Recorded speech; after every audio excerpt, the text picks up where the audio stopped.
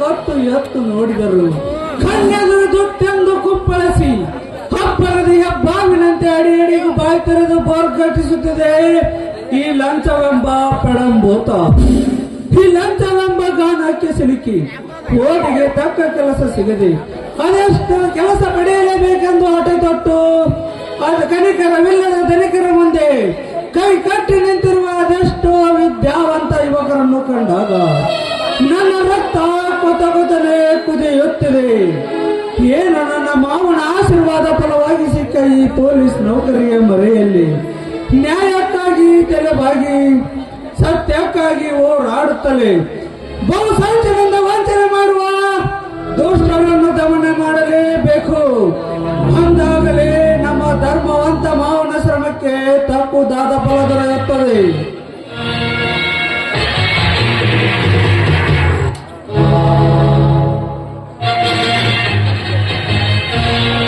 Hello ಸಂಧ್ಯಾ, ಹೇಗಿತ್ತು ಪ್ರಯಾಣ?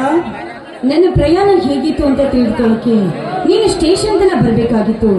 ಯಾಕೆಂದ್ರೆ ಚೇಚಿ ಅಲ್ಲಿ ಅದು ರೈಲ್ವೆ ಗಾಡಿನ ಅಥವಾ ಕುರಿಗಳು ತುಂಬೋ ಗಾಡಿನ, ಅವರ ಬೆವರು ವಾಸನೆ, ಅವರ ಬಿಹೇವಿಯರ್ ನನಗಂತೂ ತುಂಬಾನೇ ಇರಿಟೇಟ್ ಅನಿಸ್ತಾ ಇತ್ತು. ಯಾಕಾದ್ರೂ ಟ್ರೈನಿಗೆ ಬಂದೆ ಅಂತ ಅನಿಸ್ತಿತ್ತು. ಸಂಧ್ಯಾ, ಇದು ಸಾಮಾನ್ಯ ಹಳ್ಳಿ ಕಡೆ. ನೀನು ಈಗ ಬಂದಿರುವೆಯಲ್ಲ, ಮುಂದೆ ಎಲ್ಲ ನಿನಗೆ ಅನುಭವ ಆಗುತ್ತದೆ. ಏನ್ ಅನುಭವನೋ ಏನು, ಹೋಗಿ ಬಿಡು. ಇರ್ಲಿ, ಅಪ್ಪಾಜಿ ಕಾರ್ಗಳಿಗೆ ತೆಗೆದುಕೊಂಡು ಹೋಗು ಅಂದ್ರು. ನಾನೇ ಹಾಗೆ ಜಾಲಿಯಾಗಿ ಸುತ್ತಾಡ್ಕೊಂಡು ಹೋಗೋಣ ಅಂತ ಬಂದೆ. ಇರ್ಲಿ, ನನ್ಗೆ ಉಳಿದುಕೊಳ್ಳೋಕೆ ಗೆಸ್ಟ್ ಹೌಸ್ ರೆಡಿ ಮಾಡಿದ್ದೀರಾ? ಸಂಧ್ಯಾ, ಇಲ್ಲಿ ಉಳಿದುಕೊಳ್ಳುವುದಕ್ಕೆ ಒಂದು ಪೊಲೀಸ್ ಕ್ವಾರ್ಟರ್ಸ್ ಇಲ್ಲ. ಇನ್ನು ನಿಮ್ಮ ಹಾಗೆ ಬಂದವರಿಗೆ ಗೆಸ್ಟ್ ಹೌಸ್ ಎಲ್ಲಿಂದ ಬರಬೇಕು? ಹೌದಾ, ಇರ್ಲಿ ಬಿಡಿ. ನಮ್ಮ ಅಪ್ಪಾಜಿಯವರು ತಮ್ಮ ಫ್ರೆಂಡ್ಗೆ ಫೋನ್ ಮಾಡಿ ಹೇಳಿದರಂತೆ ಅವ್ರಿಗೆ ಗೆಸ್ಟ್ ಹೌಸ್ ಅಲ್ಲಿ ಇರ್ತೀನಿ. ನಿಮ್ಮ ಅಪ್ಪಾಜಿಯ ಫ್ರೆಂಡ್ ಈ ಊರಿನಲ್ಲಿ ಯಾರಿದ್ದಾರೆ? ರಾಜವರ್ಧನ್ ಅಂತ. ಏನು? ಹಾ, ರಾಜವರ್ಧನ ಬೇಡ ಸಂಧ್ಯಾ, ಬೇಡ. ಹಾ, ರಾಜವರ್ಧನ ಮೊದಲೇ ಡೇಂಜರ್ ಮನುಷ್ಯ. ಇದಕ್ಕೆ ನಾನೇ ಬೇರೆ ವ್ಯವಸ್ಥೆ ಮಾಡುತ್ತೇನೆ. ಅರ್ಜುನ್ ಅವನು ಡೇಂಜರ್ ಮನುಷ್ಯನಾದ್ರೆ ಈ ಸಂಧ್ಯಾ ಅವನಿಗಿಂತ ಡೇಂಜರ್ ಅನ್ನೋದು ನಿಮಗೆ ಗೊತ್ತಿಲ್ಲ ಅಂತ ಕಾಣಿಸುತ್ತೆ. ಯಾಕೆ ನನ್ನ ಮೇಲೆ ನಿಮ್ಗೆ ಅನುಮಾನವೇ? ಹಾಗೇನಿಲ್ಲ ಸಂಧ್ಯಾ, ಪೊಲೀಸ್ ಅಲ್ಲವೇ, ಅನುಮಾನ ಅನ್ನೋದು ಈ ಕಾಯ್ಕೆ ಜೊತೆಗೆ ಯಾವಾಗಲೂ ಇರುತ್ತದೆ. ಬನ್ನಿ ಹಾಗಾದ್ರೆ ಹೋಗೋಣ. ಏ ಕಳೆ, ಈ ಲವರ್ ಬಾಯ್ ಡ್ಯೂಟಿ ಬಿಟ್ಟು ಬ್ಯೂಟಿಗಾಗಿ ಕಾಯುತ್ತಿರುವಾಗ ಹಾಗೆ ಹೊರಟಿದೀಯಾ?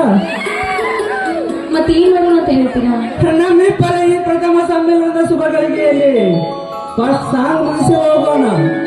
ಆಯ್ತು, ನಿಮ್ ಇಷ್ಟದಂತೆ.